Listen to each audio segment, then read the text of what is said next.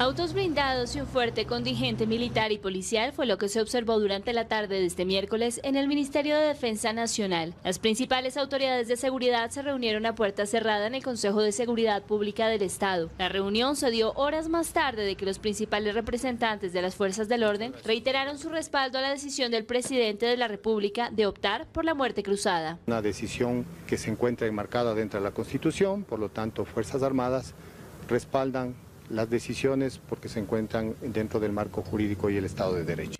Las Fuerzas Armadas estamos cohesionadas.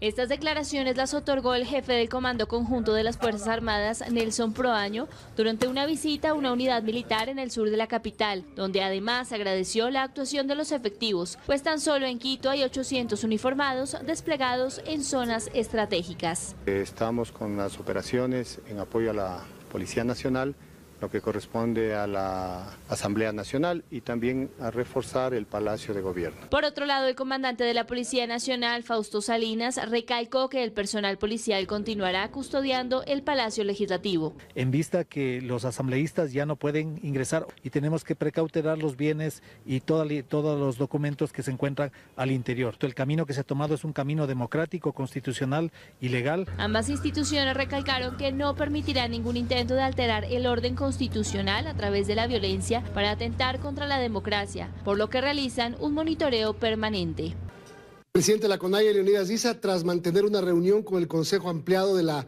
organización, anunció que estarán en asambleas territoriales permanentes. Dijo que permanecerán en vigilia y que saldrán a las calles solo si en los decretos ley que emite el presidente violenten derechos de los ciudadanos.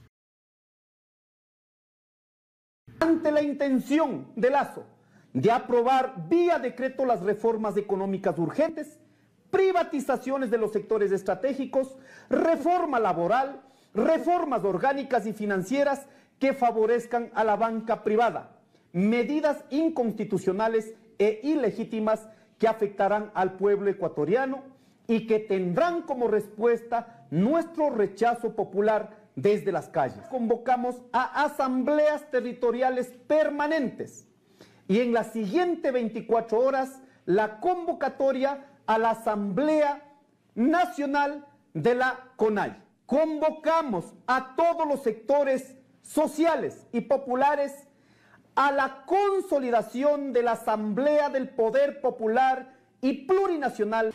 El artículo constitucional es de una claridad meridiana, a juicio del presidente, es decir, a su criterio, en 2 de las 3 causales que determina. Es decir, es un acto de gobierno. El ministro de Gobierno, Henry Cucalón, recalca así que el Ejecutivo ha tomado una decisión amparada en la Constitución y cuyos argumentos quedan a juicio exclusivo del primer mandatario.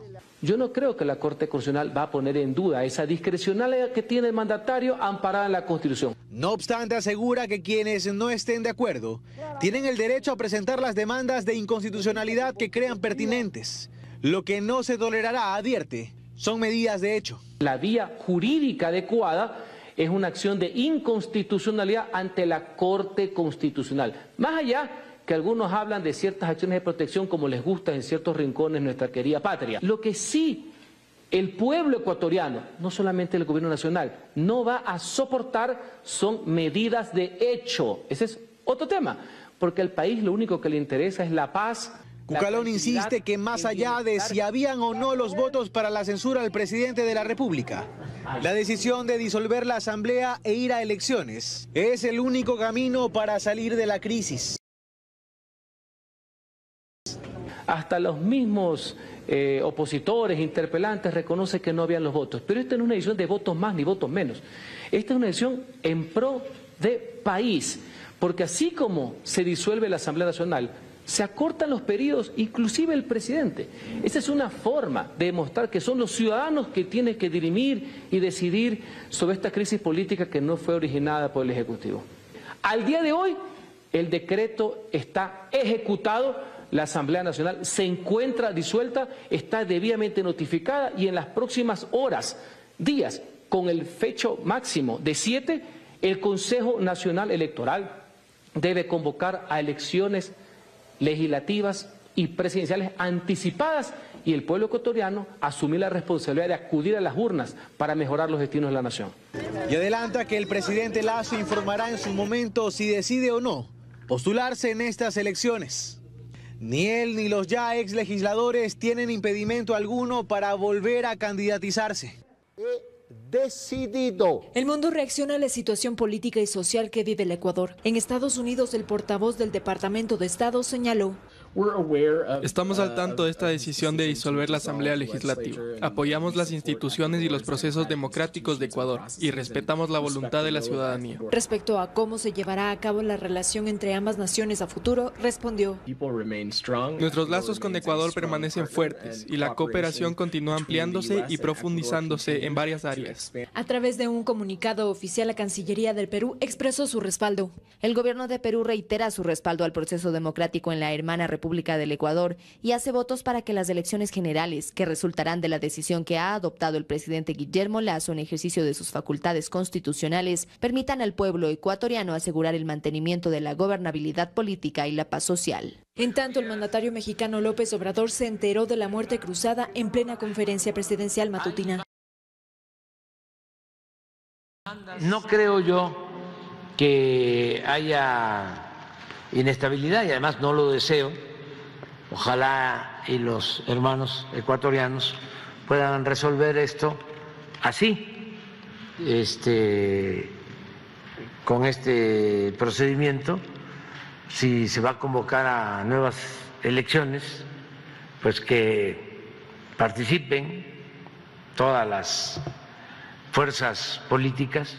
Los medios digitales también reaccionaron. El diario El País, originario de España, publicó: acaban así 2 años de mandato del político conservador, que ha acabado acorralado. En los últimos días había estado negociando votos entre la oposición para que el juicio político no saliera adelante, pero temía que a última hora la presión para su destitución fuera mayor. The New York Times dedicó una sección en su periódico a lo sucedido. Presidente de Ecuador disuelve Congreso en medio de juicio político. Además, en el texto mencionó que Lasso se ha enfrentado a crecientes críticas y peticiones para su eliminación de los grupos de la sociedad civil ante las crecientes tasas de delincuencia, extorsión, secuestros y robos. Por su parte, la Organización de Estados Americanos se mantiene en silencio.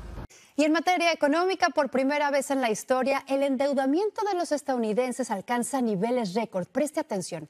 El total de deuda de los hogares superó los $17 billones durante el primer trimestre de este año. El aumento es en todos los rubros, comenzando con las hipotecas, después los préstamos estudiantiles, los préstamos para carros y luego, como puede ver, las tarjetas de crédito.